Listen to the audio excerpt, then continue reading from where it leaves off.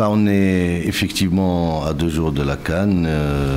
Tout le monde connaît aujourd'hui le process, le déroulement, la demande de notre pays, la réaction de la CAF. Ce que je peux dire, c'est que c'est dommage pour le football africain, parce qu'effectivement, on avait tous les atouts pour faire une CAN exceptionnelle au Maroc. Et tout le monde le sait. Donc aujourd'hui, je ne veux pas rentrer dans des comparaisons inutiles.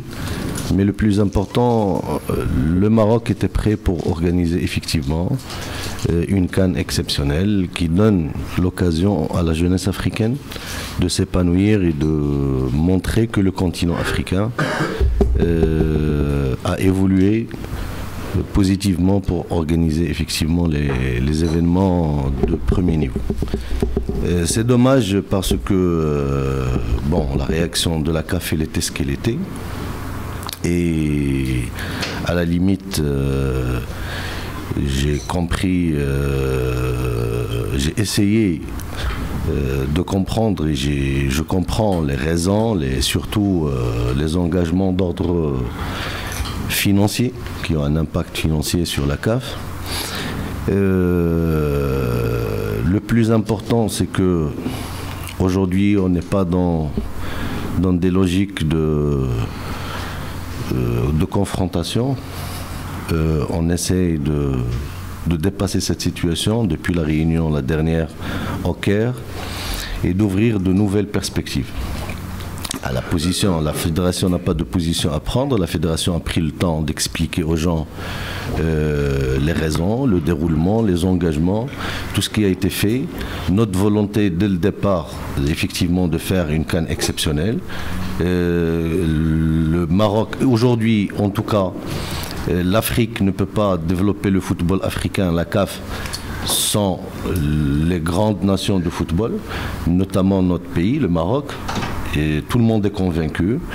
Et ça, c'est une raison, effectivement, pour ouvrir de nouvelles perspectives et positives et constructives. Et dire qu'aujourd'hui, il faut bien sûr voir l'avenir. Pour l'objectif, c'est d'accueillir une compétition continentale dans les plus brefs délais. Et je pense que ça sera quand même l'objectif qui servira les deux parties, si j'ose dire, sinon qui servira le football africain. Non, mais par rapport justement à l'avenir avec la CAF, vous êtes optimiste, vous êtes pessimiste? De nature, je suis très optimiste, c'est vrai. Mais non, mais moi je parle de la décision, c'est-à-dire éventuellement s'il y a une décision sévère, quel sera le comportement de la fédération? Moins sévère, qu'est-ce que... Aujourd'hui, pour parler avec plus de précision et de ne pas d'éviter les raisonnements hypothétiques. On n'est pas dans des scénarios de si aussi. La décision qui a été prise, donc il y avait une compréhension de la partie de la CAF. Il y avait 7 ou 8 membres du comité exécutif avec le président. Ce qui a été décidé, bien sûr, c'est de partager cette discussion avec l'ensemble du bureau exécutif de la CAF. Il y avait un bureau hier, ça n'a pas été programmé. Après la CAF, après la tenue de la CAN. Donc je suppose que ça sera vers les 2 dernières semaines du mois de février. Donc il y aura sûrement un comité exécutif pour prendre une décision finale. À mon sens, on sera loin des sanctions sportives. Voilà. La situation... Loin, ça veut dire quoi, Monsieur le Président, loin des sanctions sportives? C'est-à-dire on sera... Pas de suspension des équipes nationales, pas de suspension de participation aux compétitions africaines. Voilà, on sera dans... ils ont déjà entamé donc un travail d'évaluation, soi-disant, entre guillemets, des dégâts financiers. Bien sûr, ce travail, on va le partager. De notre côté, on a mis sur la table tout ce qui a été fait réellement au Maroc pour organiser la CAN. Et bien sûr, il y aura une négociation sur cette base. Aujourd'hui, le plus important, c'est que les hypothèses de départ, donc on a changé d'approche, on essaye de la changer définitivement. C'est une position aujourd'hui qui a été, comme j'ai dit, partagée, admise par les présents à la réunion. Le président de la CAF, M. Hayatou, donc, a souhaité partager ça avec l'ensemble du bureau exécutif parce que pour lui, la décision et cette problématique a été discutée devant le bureau exécutif et donc déontologiquement, il doit revenir vers tout le monde pour avoir effectivement une décision finale. Mais à mon sens, et à mon sentiment, c'est mon sentiment personnel et des gens qui étaient présents avec moi, donc aujourd'hui on vire beaucoup plus vers effectivement un arrangement des situations et des bilans financiers. Ça serait une belle chose hein, si on peut ne pas être sanctionné sportivement. Ça serait une première dans l'histoire des relations internationales. Mais il faut dire que... Non, mais déjà, ce précédent est une première. Non, parce que c'était un cas exceptionnel aussi. Hein. Ouais, c'est pas un forfait, tu dis pas je déclare forfait parce que je suis pas prêt, etc. etc.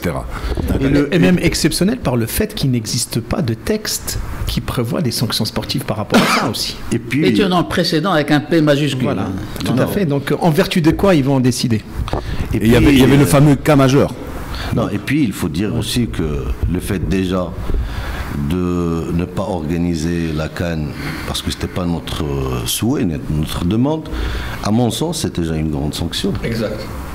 Il ne faut pas oublier. C'est-à-dire notre équipe nationale aujourd'hui, et d'ailleurs c'est exceptionnel dans l'histoire de la CAN que l'équipe nationale marocaine ne participe pas aux phases finales, eh ben, c'est déjà une sanction lourde, c'est ce qu'on a expliqué à M. Hayatou, et que cette sanction, à elle seule, a et aura de lourdes conséquences sur notre football et sur notre équipe nationale. Il y a des joueurs aujourd'hui, il y a une génération aujourd'hui qui attendait effectivement de jouer cette CAN ici au Maroc. Et le fait que ce ne soit pas le cas, aujourd'hui, cette équipe nationale, ces joueurs, cette génération... sont lésés. Bien sûr, ils sont lésés, ils sont dans une situation, d'ailleurs, c'est ce qui explique les prochaines dates FIFA, la recherche d'une équipe de premier niveau pour effectivement combler et revenir au top moral et mettre l'équipe nationale sur les rails de la grande compétition et de la compétition à haut niveau. Président, c'est juste pour savoir aussi, le Maroc était à un état d'avancement par rapport à l'organisation de cette Coupe d'Afrique. Est-ce que le Maroc a aidé ou a dépêché une aide, justement, s'est mis à la disposition de la CAF pour aider l'organisation là-bas en Guinée? Concrètement, nous on a expliqué à nos amis de la CAF que ça serait dommage que le travail qui a été fait ici au niveau du Maroc, que ce travail soit laissé de côté et que nos amis guinéens vont commencer à zéro. Donc l'idée c'était un engagement ferme de notre part de mettre à la disposition de la Guinée l'expertise marocaine, tout ce qui a été fait, toutes les étapes, parce qu'il y avait un travail, un avancement, et on l'a exprimé donc aux personnes de la CAF. Bien sûr, on l'a exprimé aussi aux amis guinéens. Bon, le hasard aujourd'hui a fait que plusieurs entreprises marocaines s'occupe effectivement de l'organisation de la CAN Guinée. C'est une très bonne chose. Ça montre encore une fois que et les structures institutionnelles marocaines et le secteur privé ont acquis une expérience, un savoir-faire qui leur permet aujourd'hui effectivement d'aller organiser les grandes compétitions. Donc voilà, mais je peux vous dire que c'était tout d'abord fait dans un souci parce que notre objectif en organisant et en parlant de la CAN, c'est de réussir un événement sportif continental. Et le travail qui a été fait, voilà, donc il y avait un engagement et ça a été très bien donc reçu de la part des deux parties, que ce soit la partie guinéenne ou la partie ou les gens de la CAF. Et je peux vous dire que les relations bilatérales avec les fédérations africaines, on a de très très bonnes relations. Durant les 2 dernières semaines, il y avait 3 équipes nationales ici au Maroc, le Gabon, la Guinée, le Sénégal, et on avait même d'autres demandes. Mais malheureusement, parce qu'on ne peut pas faire plus que ce qu'on peut. Et voilà, donc je pense que l'évolution,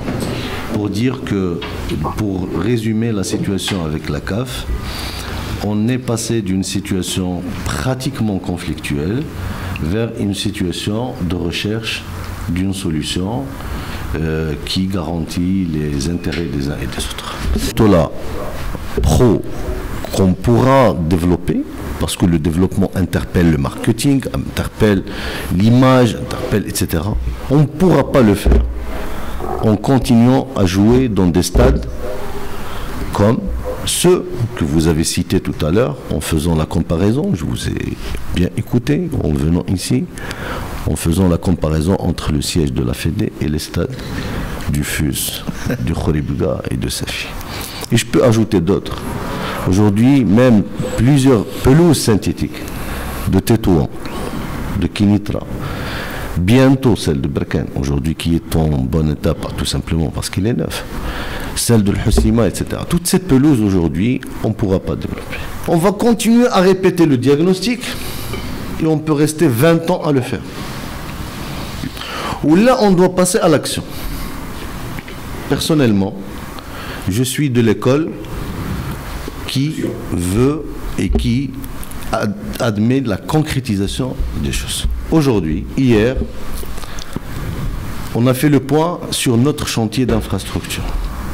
Il y a 55 stades, les petites et moyennes villes, j'ai la liste, je peux vous la donner, vous pouvez aller vérifier, où les travaux ont commencé pour mettre les pelouses synthétiques.